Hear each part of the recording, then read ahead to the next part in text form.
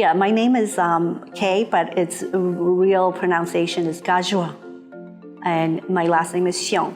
And I am the chef, owner of Kay's Table, formerly an ERPA. But I always try to tell people that there's always a second career path, and you have to follow what you love. I mean, I love doing medicine and things like that, which is what provides bread on the table and help my life, and but at the same time, I want to make sure that I am doing my passion, what I like the most. As a little girl, I remember walking from house to house to my grandfather's, my uncle's house. My dad held my hand, knocking on everybody's door and says, "We're going to be leaving. You guys need to make preparations, and you guys need to leave before the, country is really overrun."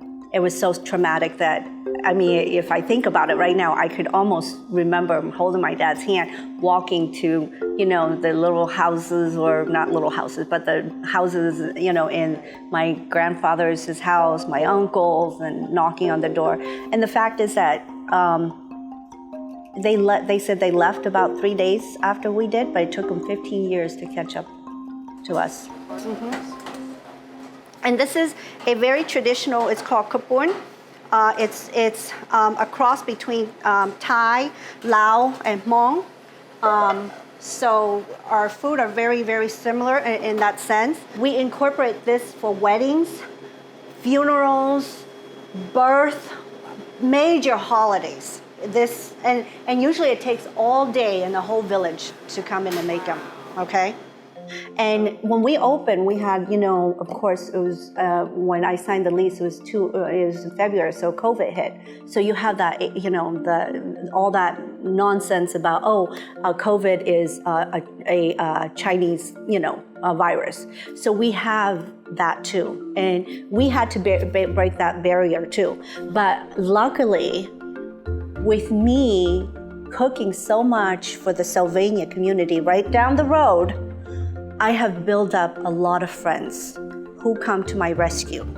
And I think that's one of the things that I have to say that's different here, is because I build up so much relationship with the school system, the families of my children's friends and neighbors here. We lived at St. James, and I used to feed the whole neighborhood, and then we moved over here, and I would feed my neighbors, and then I would feed the schools. I do this because I love what I do, and I love educating people. And I want the community to know that we're Asians, okay? But we're accepting, and we want to educate you to know that, yes, you're Taiwanese doesn't mean you're Chinese, and the Chinese here are not the same Chinese as in China. I'm Hmong, but I'm not the ones that grew up in the mountains. Don't just have that stereotype in your mind. And that's what I did by bringing this restaurant here. I make us Asians more inclusive and things like that. And I think that's my goal, my mission here with the restaurant, is I could bridge that gap through food.